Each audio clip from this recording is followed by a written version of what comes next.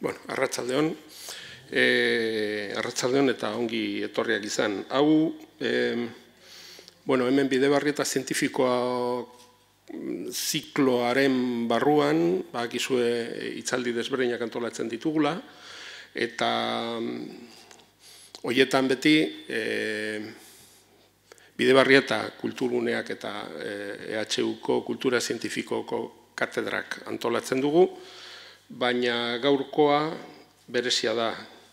Gaurkoa hau egiten dugulako Euskadiko Filmategi eta Donostia International Physics Centerrekin batera. Zergatik, Euskadiko Filmategiak eta Donostia International Physics Centerrek elkarrekin antolatzen dutelako zientzia eta zinema, zientzia fikzioari buruzko ziklo bat, filmeak botatzen dituzte, batez ere Donostian, baina Bilbon ere ematen dituzte. Bilbon ematen dituztenean izaten dira Arte Ederretako Museoan, izaten dira proiekzioak, baina testuinguru horren barruan, bai han Donostian eta bai hemen Bilbon, hitzaldi batzuk, hitzaldi zientzia edukia duten hitzaldiak eskaintzen ditugu. Eta gaurkoa, hain zuzen ere, horren barruan, testuinguru horren barruan kokatzen da.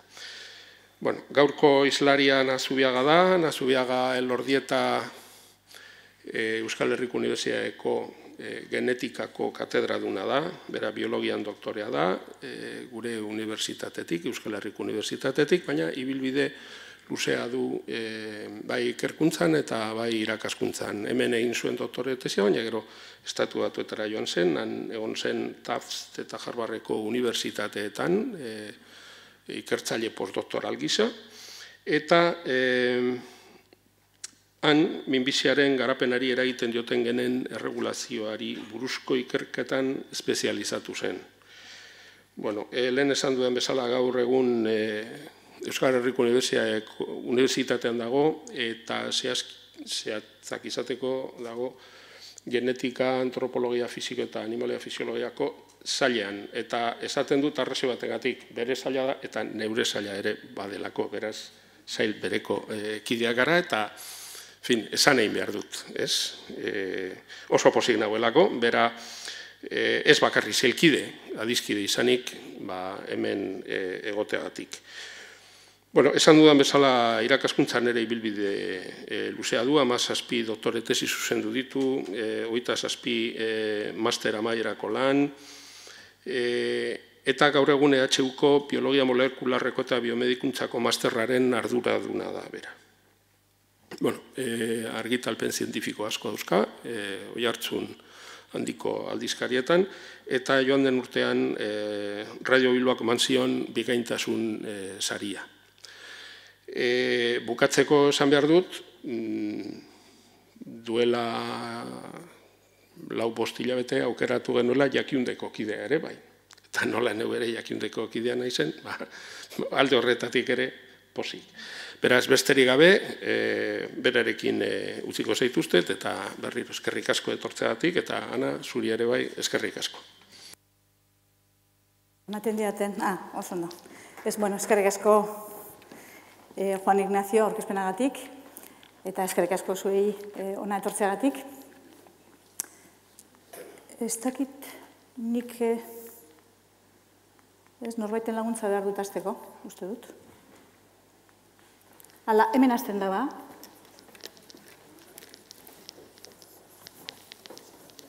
Ematen badio zuzuk. Eta pantalla nagongo da.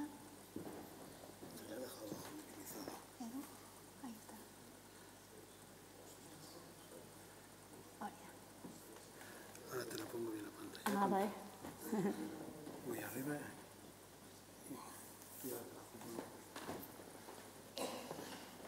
Ahora te la ajusto. Ondo. Ajustatu behar omen du.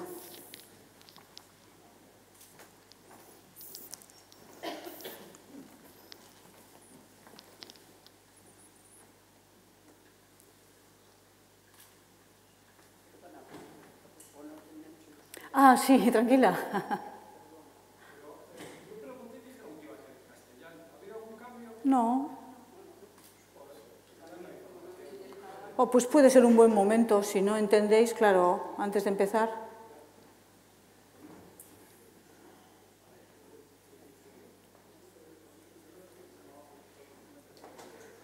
Kepak arrazoi zeukan. Jarri dute, oso ondo. Oso ondo. Bueno, hasiko gara beraz.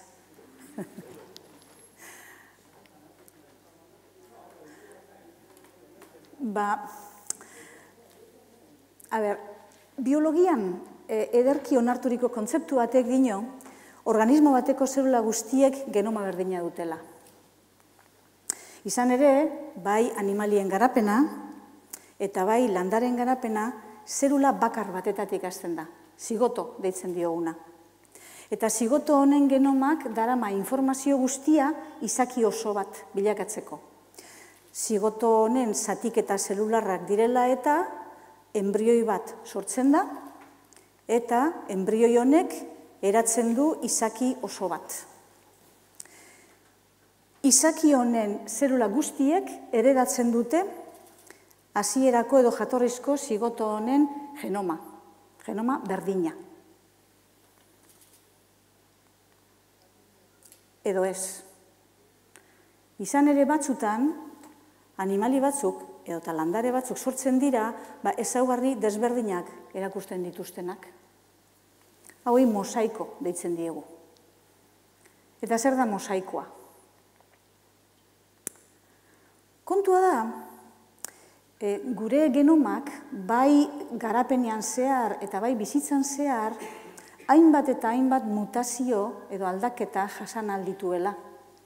Eta mutazio horiek gertatu daitezke zigotoa sortu eta lehenengo zatik eta zelularretik aurrera.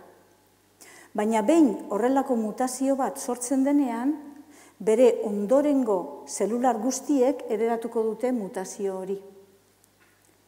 Eta horrela, sortuko da izaki bat, zati batzuk bere gorputzekoak mutazio horiek dituztenak. Hola, sektore moduka. Beraz, mosaikoa, esan dezakegu dela, genetikoki bereizgarriak diren populazio zelular bi edo gehiago edukitzea. Baina guztiak zigoto batetatik datozenak. Gainera, gizakietan badakigu gaur egun, horrako mosaizismoak eragin handia eduki dezakeela osasungintzan. Eta hasiera batean pentsatzen bagendun ere, mosaikoak zirela banako batzuk, gauza arraro batzuk, gero eta evidentzia gehiago daukagu esaten duena, bai landareetan eta bai animalietan oso ohikoak direla mosaikoak. Landareetan esate baterako, aspaldidanik ezaguna da, sorginen erratza deitzen diren kimu batzuk, normalean zuhaitzetan agertzen direnak. Honelako egitura desberdina daukatenak gainontzeko arbolarekin konparatuz. Kontua da, honelako kimuak, sorgin arratza hauek, sortzen direla zelula bakar baten mutazio bategatik. Baina behin horrelakoa sortu ezkero, hartu dezakegu eta landatu beste leku batean, eta horrela barietate berri bat sortzen da. Eta horrela sortu dira hainbat eta hainbat barietate, bai landareenak, bai frutenak, eta abar. Matxaren kasuan, esate baterako, matxaren kolore gorri beltz hori izaten da antosianinak produzitzen dituelako. Eta antosianinak ekoizteko 3 gene daude, horretaz arduraturik. Baina han horremenka, mutazioak gertatu daitezke gene horietan, espontaneoki, berezkoak. Eta horrelakoak gertatzen direnean, antosianinen ekoizpena isildu egiten da, gelditu egiten da. Ondorioz, matz-mordo beltz batean, garau zuriak agertzen dira. Eta garau zuri hauek erabili izan dira, matz zuri barietateak sortzeko. Chardonnay, esate baterako. Beste hainbat fruta ere horrela lortzen dira, nektarinak, esate baterako. Nektarinak dira musika edo melokotoiak, baina mutazio bakar batekin. Hemen dagoen gene potolo honen mutazio batetatik sortutako mosaiko bat, edo zitrikoak. Laranja eta sangina, euren arteko desberdintasun bakarra, gene honen mutazioa da. Eta horrelakoak ezagutzen ditugu 300 zitriko baino gehiago, mosaikotik, kimu horietatik sortuak. Hain zuzen ere, 1926 urtean, jaso dudan datu bat, ezagutzen ziren dagoeneko 1600 gora fruta arbolak kimutik sortutakoak, mosaikoak izandakoak. Eta Estatu Batuetako, urte horretan, Estatu Batuetako patenten bulegoak eman zituen patenten 132 kimuak ziren, mosaikoak ziren. Atara kontu zenbat olako sortu izan den eta sortzen ari diren baita ere. Joan den mendearen hasieratik ikertzaileek badakite, hau ez dela bakarrik landaren kontu bat, animaliak ere asko eta asko daudela mosaikoak direnak. Eta hemen irudi hauetan adibide batzuk. Gizakietan aztertzea zailagoa izan da. Mosaizismoa esan nahi dut. Badago mosaizismo mota bat, mosaizismo kromosomikoa deitzen dena, lehenengoetarikoa identifikatu zena. Errazagoa delako aztertzeko mikroskopio batekin ikusi daitekeelako.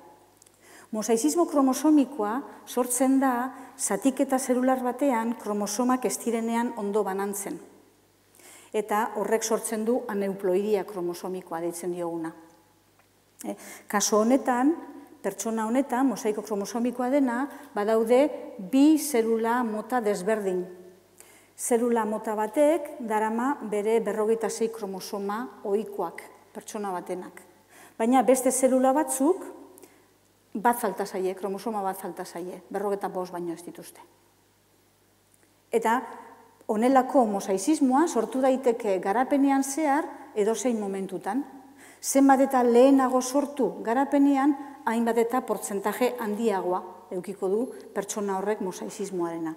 Eta honek bere eragina dauka, zeren kanpoagerpena edo larritasun klinikoa horren araberakoa izango dalako. Esate baterako, Down sindromeen 3% mosaikoa da. Badaude pertsona batzuk, Down sindromea daukatenak, baina euren zelula batzuk, begiratzen badiegu, hemen daude 3 zelula, eta kaso honetan aztertu dugu 21 kromosoma. Dakizuen moduan, Down sindromea da, 21 kromosoma gehigarri bat eukitzea. Mosaiko hauek daukate, zelula batzuk dauzkate 2 ohiko 21 kromosomekin, tindatu ditugu espezifikoki 21 kromosomak, baina beste zelula batzuk kromosoma gehigarri batekin. Portzentajea Down sindromearena, segun eta noiz sortu den mosaizismo kromosomiko hori, pertsona hauetan. Eta, beraz, larritasuna horren araberakoa.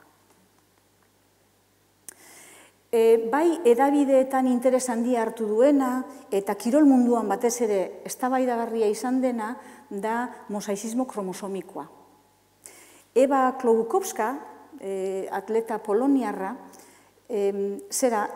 lortu zuen urrezko domina joko olimpiko batzutan, 1964an. Baina gero, Ebari sexu identitateko froga egin zioten. Guztiei egiten dietena, emakume guztiei egiten dietena. Eta kasu honetan, aurkitu zuten, Eba mosaikoa zela, zeuzkala zelula batzuk XX eta beste batzuk XXY. Hemen agertzen den moduan, 2 isakromosoma zelula batzutan, ohikoa dena emakumeetan, eta beste zelula bat Y kromosomarekin. Hori dela eta Ebari domina kendu egin zioten eta joko olimpikoetan edo beste joko profesionaletan jolastea debekatu egin zioten. Baina mosaizismorik arruntena ez da kromosomikoa. Mosaizismorik arruntena da nukleotido bat edo gutxi batzuk inplikatuta daudena. Eta hau, askoz ere zailagoa izan da, aztertzeko. Eta itxaron behar izan dugu, giza genoma sekuentziatu arte, hori arakatzen hasteko. Giza genoma sekuentziatu zen 2001 urtean. Mugarri bat izan zena ez bakarrik zientifikoki, baita ere medikuki, ez da? Nola baiteko paradigmaren aldaketa bat ekarri zuelako gure fisiologia, giza fisiologia eta giza patologia ulertzeko moduan. 2001 urtean sekuentziatu eta horretzen gauza gelditu. Teknologiak jarraitu du aurrera egiten, eta gaur egun, esate baterako, askoz ere azkarrago eta merkeago lortu dezakegu giza genoma sekuentziatzea. Eta hain zuzen ere hori dela eta giza genoma pertsonalak sekuentziatzea askoz ere eskuragarriago dago. Begira, nolako aldaketa jaso den 2001 urtetik. 2001 urtean kostua giza genoma bat sekuentziatzea izan zen $3.000 milioi. Eta tardau zuten 10 urte hori egiten. Eta ostera, 2019an $3.000 balio du pertsona baten genoma osoa sekuentziatzea eta egun baten egin daiteke. Eta hori dela eta hasi gara, eta hainbat proiektu daude genoma pertsonalak sekuentziatzeko. Nik adibide bi jarri ditut hemen, bata da Erresuma Batuan 2012an abiarazi zena, euren helburua da 100.000 pertsonen genomak sekuentziatzea. Eta badago beste bat, joan den urtean, amaitu zena, Estatu Batuetako, edo Ameriketako Estatu Batuetan, eta hor sekuentziatu dituzte 11.000 minbizia pairatzen zuten pertsonen genomak. Orduan, horren beste datu guzti hauek, hau da, zer handiko, edo maila handiko datuak lortzea, albidetzen ari dira mutazioen eta gaixotasunen asoziazioak askoz be azkarrago aurkitzea. Eta hori dela eta terapiak askoz ere azkarrago ari gara aurkitzen, oraindik naiz eta klinikan oso gutxi egon, baina behintzat egoera preklinikoan daudenak, ez? Informazio guzti hori eukita. Karo, baina gauza bat kontutan hartu behar dugu, naiz eta zer handikoak izan, ingeles esaten dena high throughput, izan sekuentziazio guzti hauek, errendimentu handikoak, hala eta guztiz ere, ez dira nahikoa zehatzak pertsona bakoitzak daukan aldagarritasun edo genetikoa zertzeko, detektatzeko.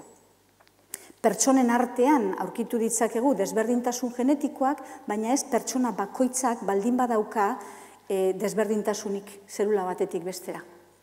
Ze kontutan hartu behar dugu, behin, hemen daukagu ovuloa eta espermatozoidea, behin zigotoa sortuta, hasten dira zelulak zatitzen, zatiketa zelularra. Bueno, mutazioa ematen bada garapenaren hasierako fase batean, eta hortik sortuko diren zelulak mutazio hori eramango dute, orduan zelula mordoa eukiko ditugu mutazio horrekin, eta hori nahiko erraza da atzematen, asko direlako. Baina mutazio hori garapenean askoz ere beranduago eman bada, orduan zelula gutxiago egongo dira mutazio horrekin. Eta hori zailagoa da atzematen. Orduan, horrela geundela, orain urte pare bat edo pare bi edo beste teknologia berritzaile bat sortu zen. Eta da, zelula bakarreko sekuentziazioa. Hau da, gaur egun, badaude zenbait laborategi, ahal dutenak sekuentziatu zelula bakar bat edo gutxi batzuk hartuta.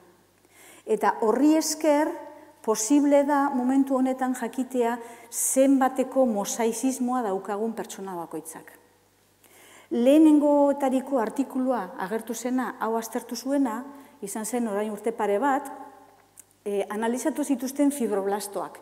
Fibroblastoak dira zelula batzuk ehun konektiboan daudenak. Eta aurkitu zutena izan zen, fibroblastoen 130% mosaikoak direla. Eta gainera, bertan artikuluan esaten dute, segurutik askoz ere gehiago dela. Zeren, honelako mosaizismo txikia dagoenean, bereiek ezin zutela oraindik oso ondo ikusi. Horrek zer esan nahi du, guztio garela mosaikoak.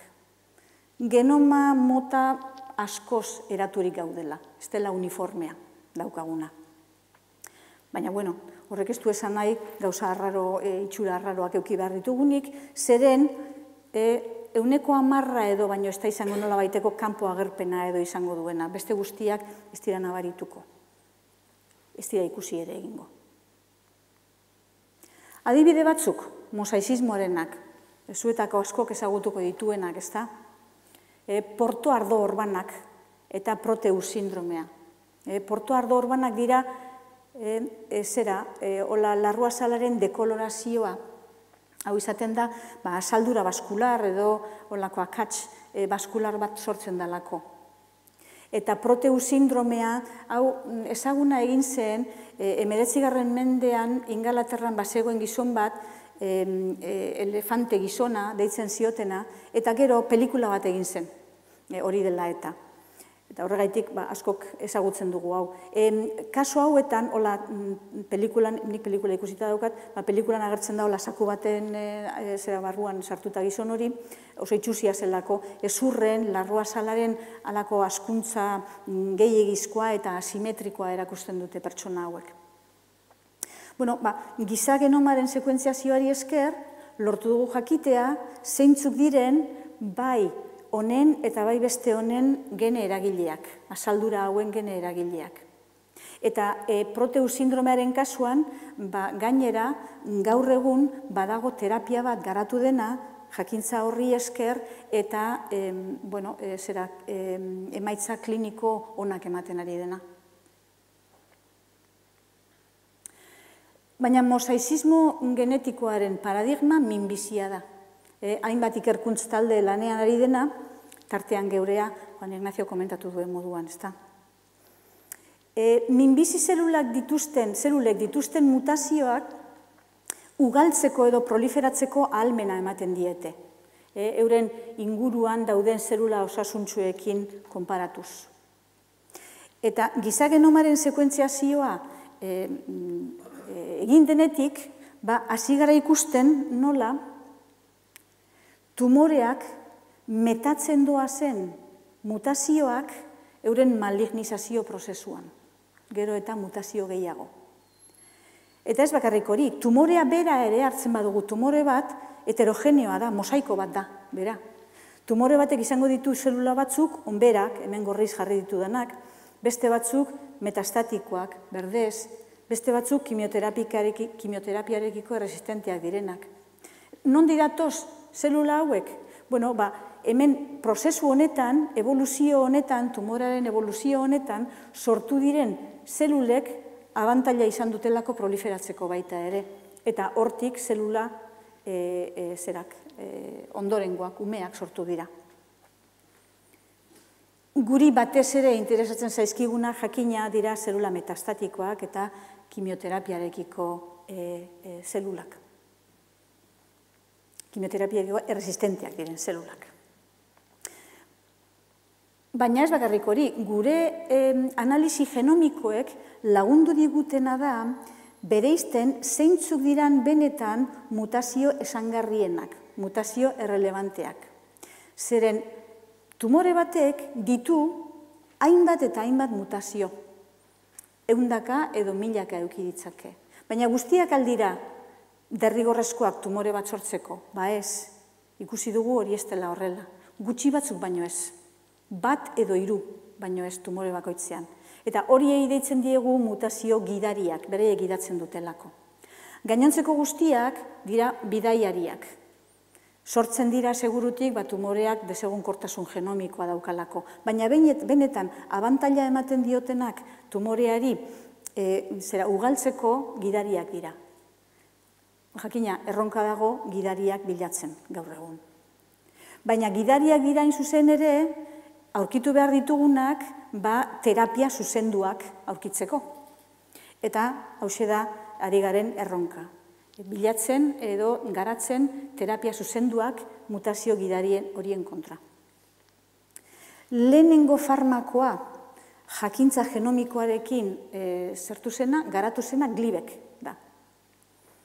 Glivec hau, erabiltzen da, molekula txikitxo bat da, leusemia mieloide kronikoan sortzen da proteina akastun bat.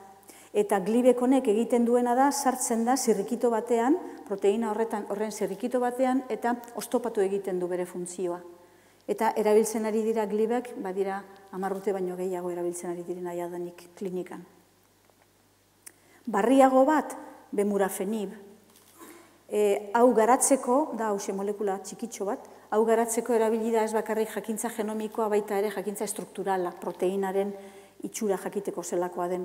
Eta egiten duena honek, da inhibitzen du proteina bat, RAF deitzen dena, mutatua egoten dena melanoma kasuetan. Bemurafenib gaur egun oso modu arrakastatsuan erabiltzen ari dira melanoma tratatzeko.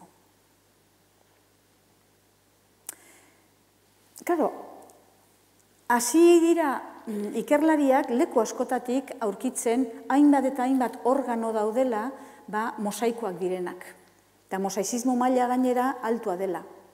Bueno, eta zer gertatzen da garunean? Garuna ere mosaikoa aldaukagu.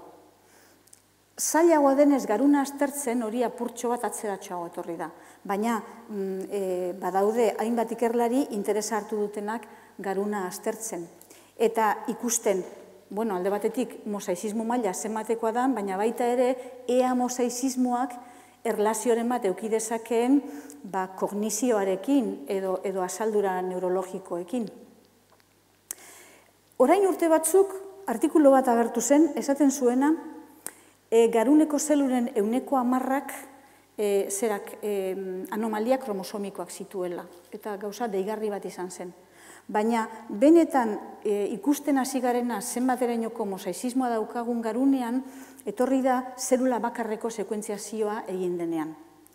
Eta orain 3 urte, hau zen lehenengo artikulua, non aztertu zituzten neurona normalak. Eta ikusi zuten neurona bakoitzak 1500, batez bestekoa, mutazio dituela. Hau da, mosaizismoa nabarmena da nerviosistema zentralean. Ikerlarien ustez, agian beste organoetan baino oraindik handiagoa. Eta ez bakarrik hori. Badirudi, mosaizismo hau egon daitekeela lotuta asaldura neuropsikiatrikoekin. Esate baterako hori da proposatu dutena, orain urte 2 edo, argitaratu zen artikulu batean. Beraiek aurkitu zuten, lan honetan, aurkitu zuten amigdala prenataleko, eta amigdala hemen dago, amigdala prenataleko zelula gutxi batzuk mutazioak zituztela. Eta asoziatu zituzten mutazio horiek autismoaren espektroko asaldurarekin. Jakina, esan nahi biologikoa, mosaizismoarena, garuneko mosaizismoarena oraindik ez dakigu zein den.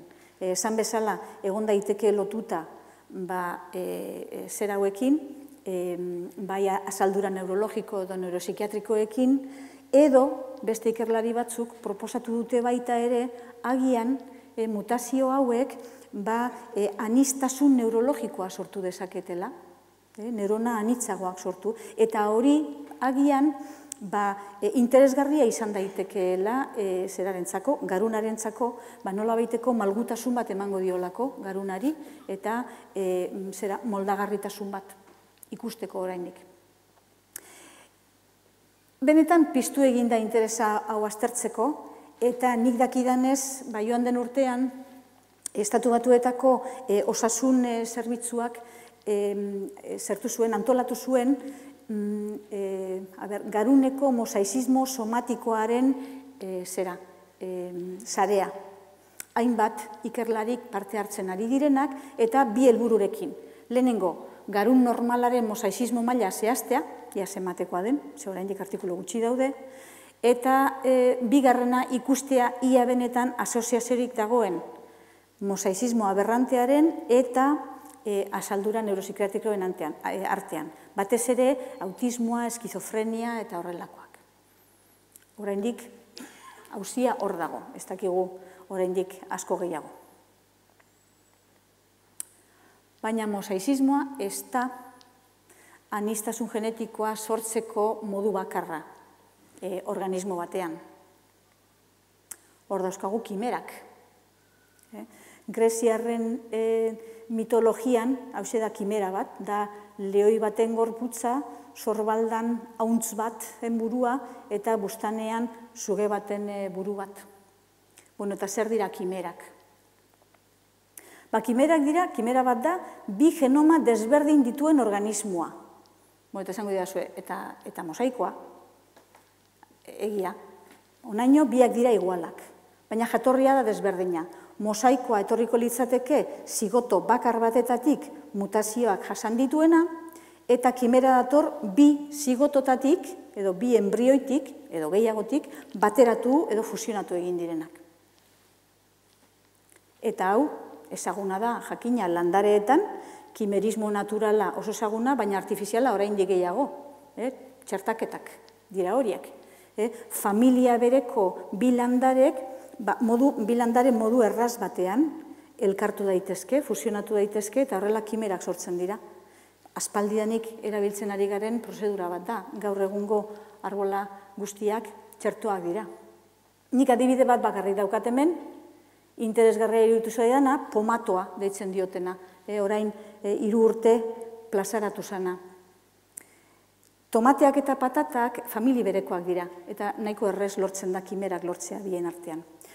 Pomatoan zera interesa da, zer guztia, landare guztia erabilgarria dela.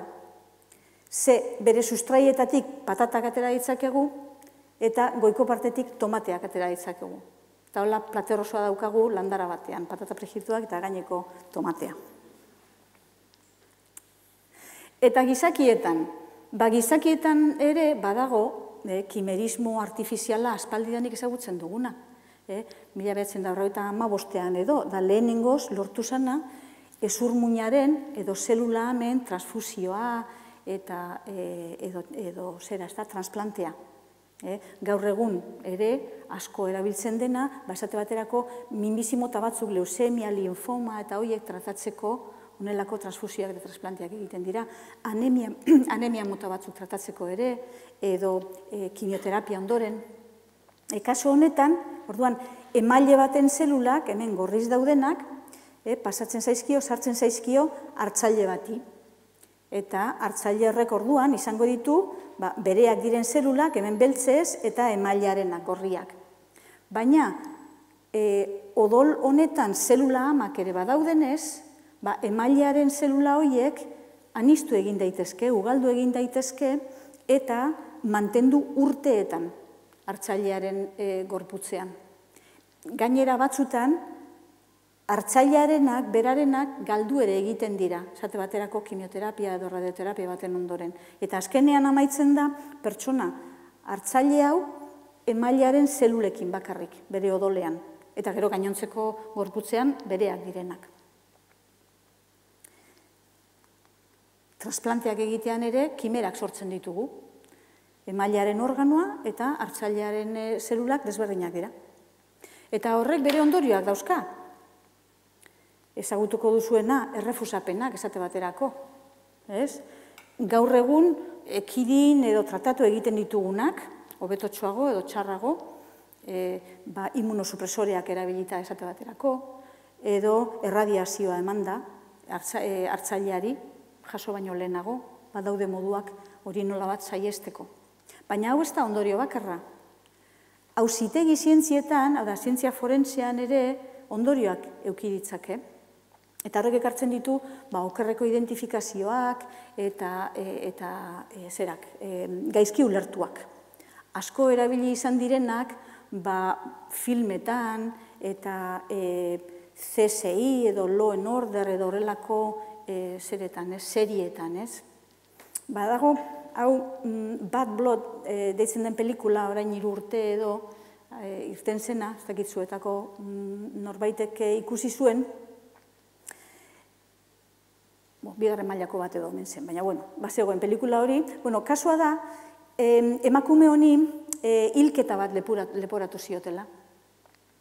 Baina, emakume honek bere ezurmuinaren zati bat, emana zeukan leusemia pairatzen zuen gizon honi.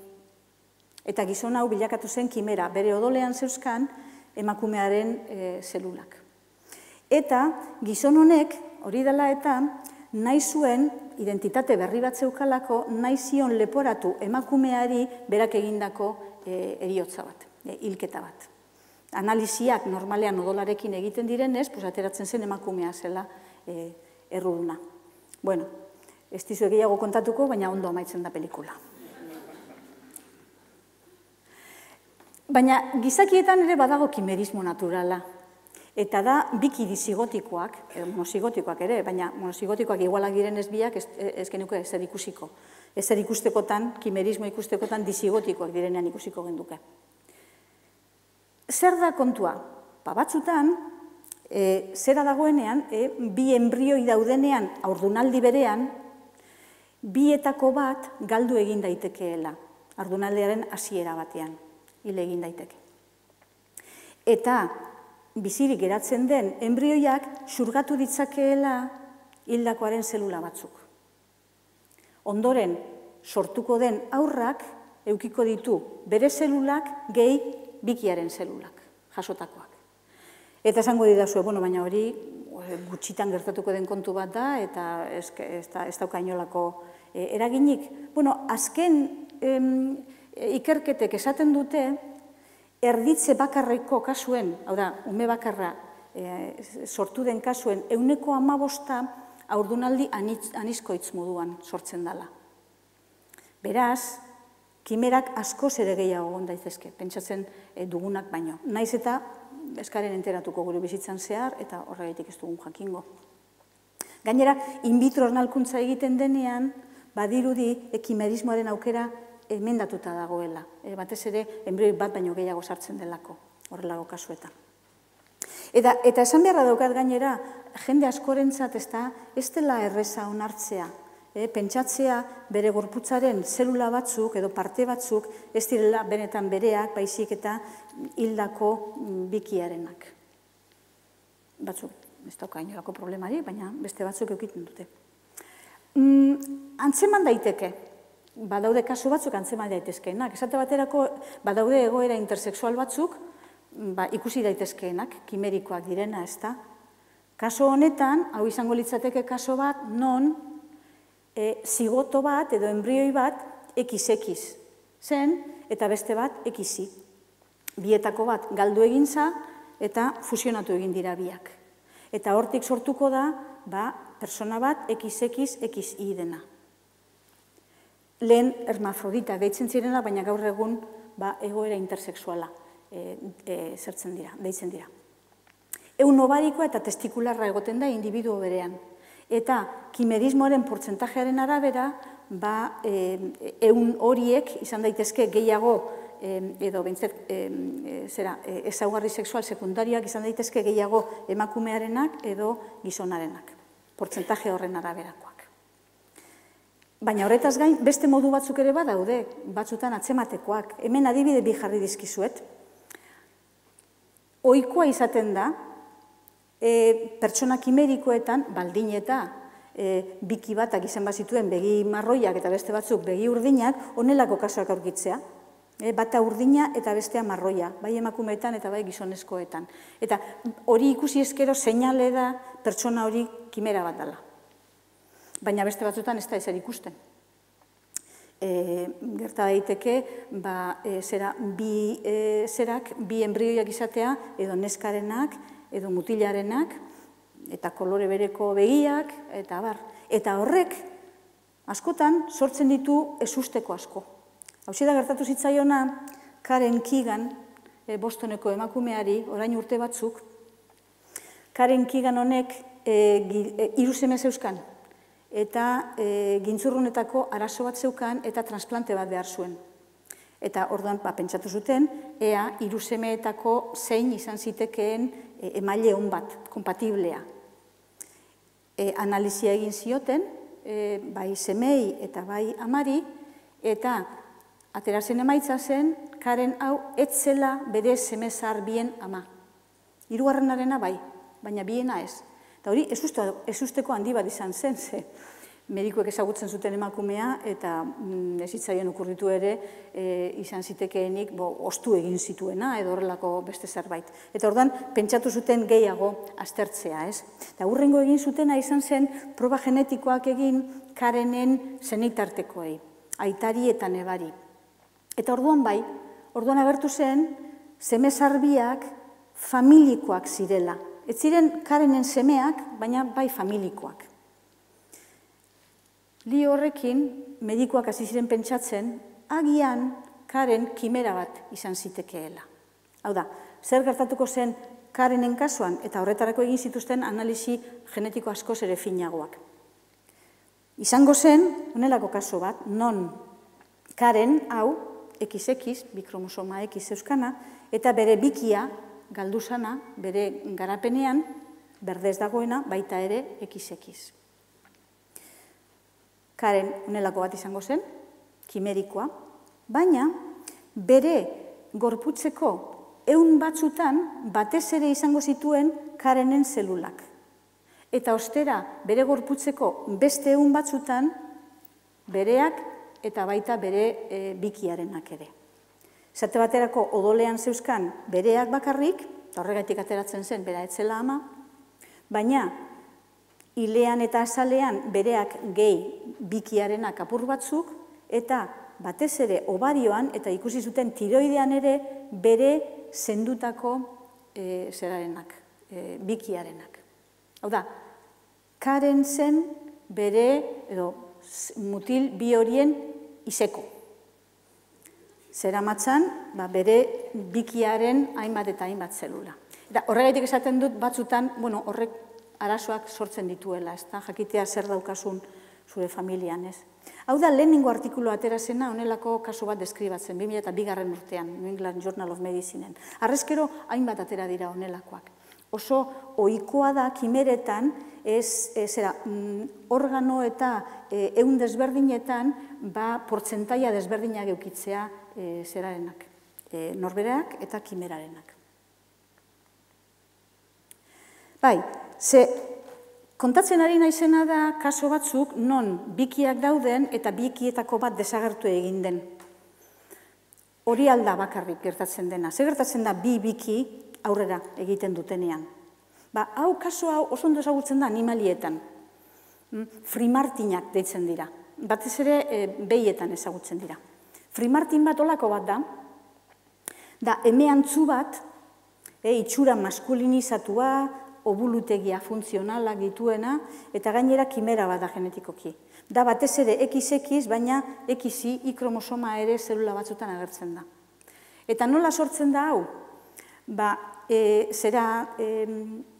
Biki hauek dizigotikoak, bata emea eta bestea arra direnean, honela egoten dira uteroan. Behien kasuan, plazentaren hodiak konektatuta daude, eta orduan hormonak eta zelulak trukatu egiten dituzte, zerbiek, fetu biek. Orduan, sortzen diren txalak kimerak izaten dira. Zera daukate, tolerantzia immunologikoa, eta bar daukate. Kontua da, urrixa emea antzua izaten dela, arraren androgenoak jasotzen dituelako. Sekorrak ere jasotzen ditu emearen hormonak, baina ez du zer berdina, eragin berdina. Eragina izaten da androgenoak hartzerakoan. Eta orduan sekorra emankorra izaten da. Hau dakigunez, gizakietan ez da gertatzen, ez dagoelako honelako loturarik. Edo bestela, nien nintzateke zuen aurrean gaur egongo. Eta ordunardi normal batean ere gerta daiteke. Eta ikusten ari gara gero eta gehiago kasu hau. Mikrokimerismoa deitzen da. Gero eta gehiago ikusten ari gara, fetuak bere amari pasatu aldizkiola zelulak. Lotura edo zer hau ez dagoela erabat etenda, badagoela pasoa. Orain urte batzuk, ikerketa bat egin zen, hau zan lehenengoa, 2012an, publikatu zen, aztertu zituzten mutil bat izan zituzten emakumeak. Eta orduan bilatu zituzten Y kromosoma zituzten zelulak emakumeetan. Izango zen orduan mutilak pasatutakoa. amari. Eta aurkitu zuten lehenengo artikulu horretan 73 emakumeak bazeuzkatela mutilaren zelulak jasota. Egun guztietan. Gerotxoago, 2015an ikusi zuten emakume guztiek dituztela. Fetuaren gandik jasotako zelulak. Eta irauten dutela urteak eta urteak. Ez dela umea aukita batera bakarrik. Eta horrela, bideo horretan ez doala bakarrik. Alderantzizko bidean ere. Hau da, emakumeak, amak, fetuari berari ere pasatzen dizkiola zelulak. Trasbase itzela dagoela leku batetik bestera. Ze esan nahi biologikoa daukan honek ez dakigu oraindik. Pentsa dezakegu, efektu batzuk euki aldituela, ez da, onuragarriak izan daitezkeenak, esne ekoizpena jarri dut, lotura, umearen eta amaren arteko lotura, oxitosina egoten dalako hor jariatzen, termorregulazioa ere irakurri dut. Kaltegarriak ere, batez ere nik gehiago ikusi izan dudana da autoimmunitatearekin lotuta. Zergatik, guk badakigu emakumeen maiztasuna autoimmunitatea pairatzeko emendatuta dagoela asko gizonezkoekin konparatuz. Badaude zenbait gaixotasun autoimmune ratioa 10 dena emakumeena gizonekin konparatuz. Eta beti egoten da galdera zergaitik emakumeek gehiago pairatzen duten autoimmunitatea, eta esaten da hormonak izan daitezkeela, eta ez dut esango ezetzik, baina litekeena da ere izatea,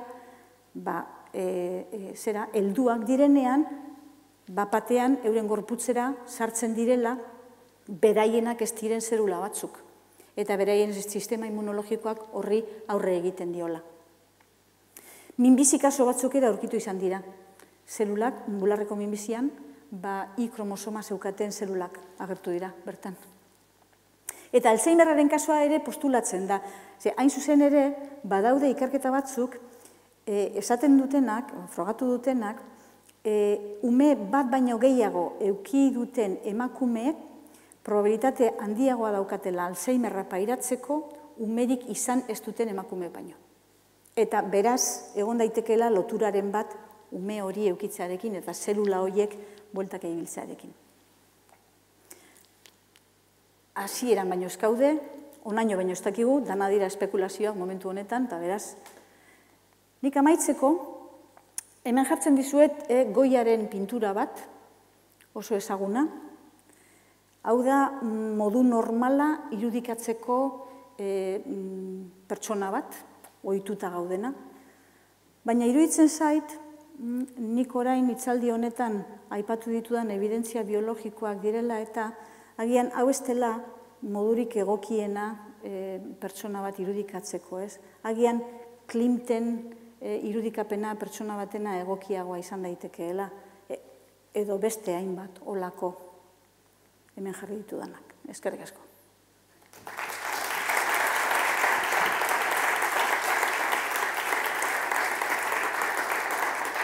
Pasatu egin ez eputxuak?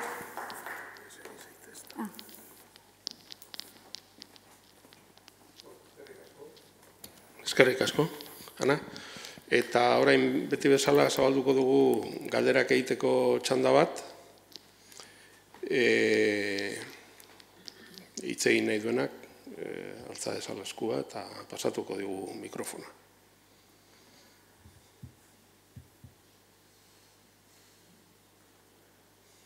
Bilurtu egin zaituzte eta lasai zaudete. Bota. Itxaron. Potomate hori komerzializatuta dago, ala? Estatu Batuetan bai. Bai. Ez dut hemen ikusi, baina bai, Estatu Batuetan bai. Hemen... Nik ez dut ikusi. Ez dago horreinik. Ez dut ikusi. Agian norbetik ikusi du, nik hau aurkitu nuen Estatu Batuetan, saltzen dute, bai. Patentatuta dago? Bai, a ber. Bai. Bueno. Itxaron beharko dugu. Bai. Eskerrik asko. Bai.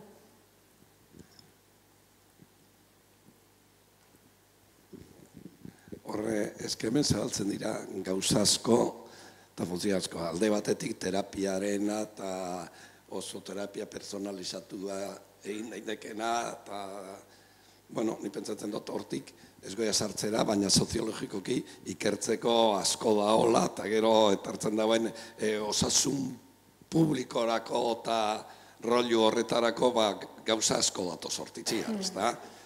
Bakoitzak gero horitxe, gaur izan dugu medio guztietan, esan dabe, zelan izan da fraude hori, zelan... Ena zentero goia? Bai, zera, kordo jumplikalarena, rollo hori, bai, iruzurra egin jabe, ez da, bueno, oso rollo izan dela. Baina, hortik alde batetik da, ikuspegi soziologikotik, eta atzeko, eta gauza asko dauz. Ni pentsatzeko, emetik aurrera eta atzeko hortik.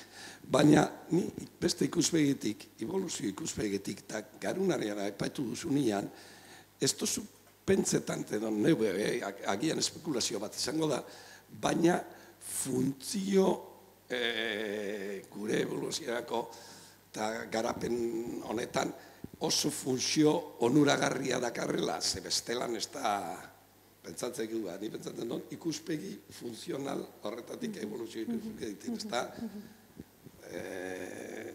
zer pentsatzen dozu, eskabate gehien. Zaila da...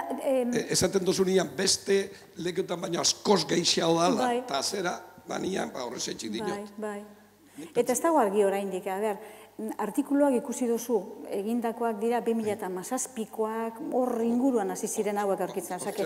Oraintsukoak dira eta batzutan ez aurkikuntzak itxaron egin behar izaten da, arru bat posatzen, sedimentatzen eta gero ikusten ia zer gehiago ateratzen da hortik, ezta? Beraz, zaila da hortik, esatea hori horrela izango dela eta askoz ere gehiago dagoela, ez? Baina beste alde batetik, bai sortzen dela mutazio pilua. Eta mutazio asko ikusten duzunean, galdera beti da, hau zer da,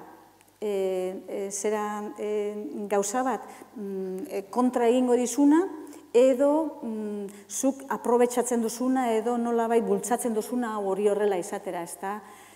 Galdera hori galdetu dezakegu garunaren mutazioetan edo beste edozein gauzetan, ez da? Ze gure evoluzioak, gizakien eta organismo guztien evoluzioa gertatzen bada, da alde batetik mutazioak sortzen direlako, eta mutazio batzuk abantaila bat ematen dutelako aurrerantz jarraitzeko. Eta garunaren kasuan ere litekeena da mutazio batzuk kaltegarriak izatea, baina aguantatu beharra daukagu ze beste batzuek abantaila bat ematen digute.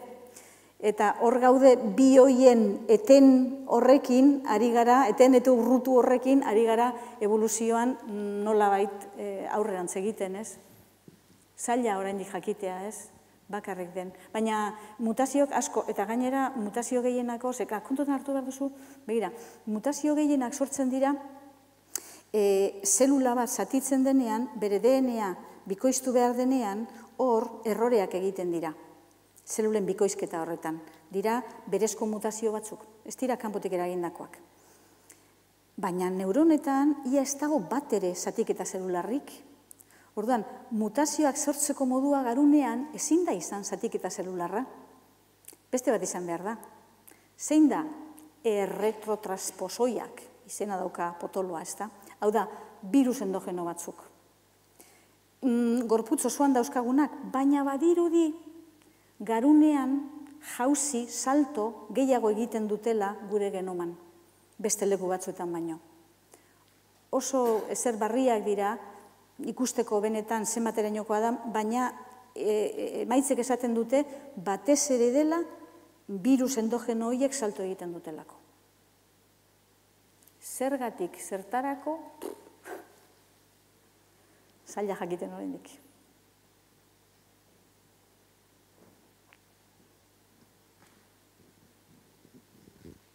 Eta hori, oin aipatu dozula virus endogenoena eta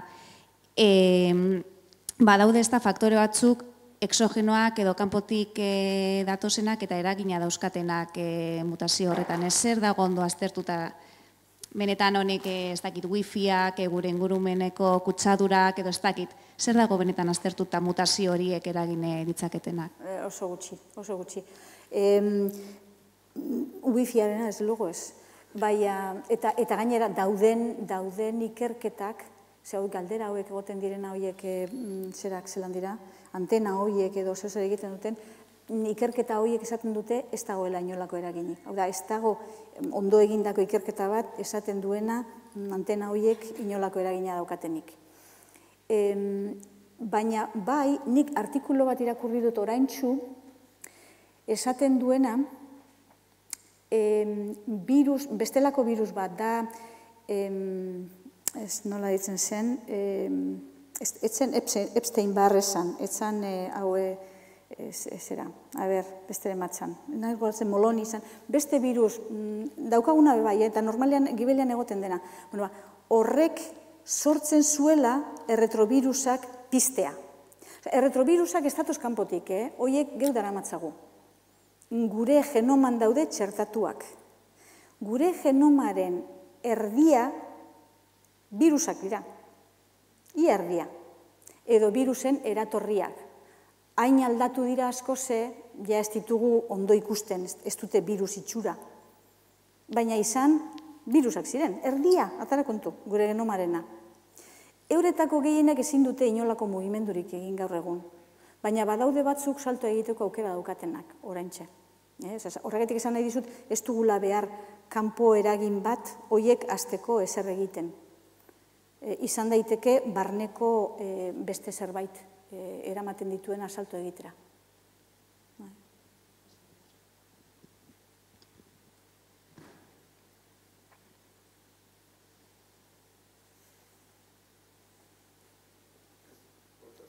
Bota. Bai, bota. Horixe, evoluzio ikuspegitik, garunaren rollo hori esan dozuna eta exogenoa dana, ez duzu pentsetan, neu pentsatzen dut, igual horixe pizka bat asmo larreizku da dela. Ez da pizka bat laguntzeko edo egituratzeko informazio, edo zare bat informazioa, ahalik eta lasterren pasatzeko letuko ez dit, eta zerteka. Izan daiteke. Pentsatzen dut konexioa, pizka bat errazteko, laguntzeko, abiadura handixagu lortzeko, ze kanpotik ez da barnekua zatiketa bat, baizik kanpoko zerekua. Baina modua elitzateke izango, gure garunak pentsatu duela zer egin behar duen. Modua izango litzateke, badaudela hor, virus horiek salto egiten dutenak, eta nola bait, batzuk salto egin dutenak modu abantailloso batean horiek mantendu direla. Ez inolako... Horixe. Bueno, hori da nire ikuspegia bintzat.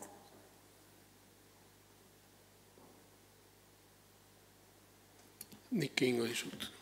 Bota. Bai, bat, CRISPR teknikaren erabileraz. Bai. Ez dakit ondo ulertu nion Luis Montoliuri, ez dakit itzaldian edo gero, fakultatean emazun itzalde edo gero, ostean. Ikertzaileek txinatar horrek egin duena edo egin omen duena edo esaten duena egin duena, batek daki zer egin duen. Arrisku bat dela, hain zuzen ere, mosaiko bat sortzea. Eta orduan nahi nuke apur bat azaltzea horren logika nola den. Iruitze zaidalako gainera CRISPR-ari buruz gero eta gehiago entzungo dugula. Eta gero eta azkenean mundu guztiak jakingo du zer den, baina komeni dela pizkat horri buruz hitz egiten, azte. Hain zuzen be, hori bai irakurri dudala zerean egunkarietan atzo edo atera zen beste artikulu bi, da gainera biak Espainiakoak eginda, Izpizua Belmontek eta López Otinek, bi artikulu, CRISPR teknika hau erabilita, saguetan egin dute, oraindik urrundago asuntoa. Baina progeria mota batzuk tratatzeko, saguetan oso ondo funtzionatu du, CRISPR honek progeria tratatzeko. Progeria da sartze oso azkarra. Eta kaso horretan, aipatzen zerak egia da, Montoliuk hori aipatu zuela, badirudi eta gertatzen da, CRISPR teknika erabiltzen duzunean, hau da, metodo horrekin egiten duzuna da, zeuk itu moduan daukazu gene bat, nahi duzuna aldatu. Eta erabiltzen duzu metodo bat, moztuko duena lehenengo gene hori, eta moztu ondoren barriro pegatuko da. Baina pegatzerakoan mutazioak sortzen dira. Ez da moztu eta pegatu ez du egiten exactamente igual. Eta sortzen diren mutazioak direla eta batzutan gene hori edo afuntzionala bilakatuko da, ez du gehiago funtzionatuko, normalean hori izaten da erabilerarik ohikoena, ez da. Ze gertatzen da, metodo hori, eta guk ezin dugu ezer egin, guk zelulei botatzen dizkiegu, hor gauza batzuk hori gertatu dadin, eta zelulak beraiek egiten dute. Prozesu hori apurtzea eta barriro pegatzea igual ez da gertatzen zelula guztietan. Zelulak badauzka mekanismo batzuk bere DNA konpontzeko, ze zelulak eduki behar duena da bere DNA beti ondo lotuta, inolako apurketarik gabe. Apurtuta badago, zelula jartzen da gaizki. Zer guztiak, emergentzia seinale guztiak pizten dira. Eta alegina egiten du hori pegatzeko, barriro. Bestela hil egiten dira zelulak, DNA apurtuta eukiezkero. Baina, klaro, pegatzeko metodoa da metodo askar bat daukana zelulak. Zelulak metodo bat baino gehiago ditu konpontzeko bere DNA. Baina hau, askar egiten delako oso askar pegatzen du, baina erroreak egiten ditu. Orduan, G honek, txinatar honek, egin zuenean, suposatzen da, egin duela, hartu enbrioi hori, zelula batekoa edo zelula bikoa edo, eta sartu zituenean gauzatxoak sartu behar direnak DNA apurtzeko, geroia berak enbrioiak egiten du egin behar duena. Hortik sortu diren zelulak, zelula batek konponduko zuen modu batera, besteak konponduko zuen beste batera, eta abar. Eta zelula bakoitza atondu da ahal izan duen moduan hori konpontzeko. Baina modu desberdinean egiten denez, batak besteari ez dio esaten zer lan egiten duen, hor sortzen dira mota askotako zelulak, mosaikoak. Baina ez dakigu zer egiten duen bakoitzak, ezin dugulako inolako hautespenik egin. Guk hori laboratorioan egiten dugunean, hautespena egiten dugu. Eta erabakiten dugu, egiten dugu gauza berbera, eta dauzkat gero nik banatuta zelula bakoitza. Eta gero noa ikustera, ea, zelula honek nola konpondu duen, besteak nola konpondu duen, eta besteak, hause gustatzen zait. Bueno, hau hartu, besteak bota. Baina hori, zuk egiten baduzu zigoto batean, ez daukazu modurik hautespenik egiteko. Eta danak doaz aurrerantz. Hor dago problema.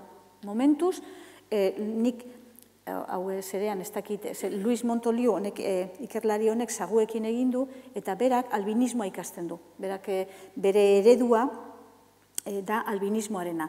Eta prozedura hau egin duenean zaguetan, berak oso ondo ikusi dezake zer gertatzen ari dan, ze bere zaguak albinoak izatetik pasatzen dira kolore aukitzera. Baina ez dira pasatu danak marroiak izatera. Izan dira, nabarrak, dauzkate hemen baltza, hemen marroia, hemen zuria, eta bakoitza, zagu bakoitza, desberdina da. Horregaitik bera pentsatzen du, hau, zaguei gertatu zaiena, oso modu antzean gertatuko zaiela pertsonei ere. Eta hori, jakin gabe zertan ari garen, oso goiz da. Inoiz egin behar badugu ere, hori, momentu honetan, desde luego, oso goiz.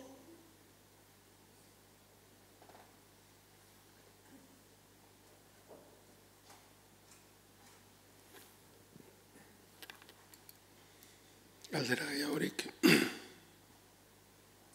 Bueno, gehiagorik ez bada hemen bukatuko dugu. Eskerrik asko berriro guztioi, eskerrik asko Ana, eta hurrengoan arte.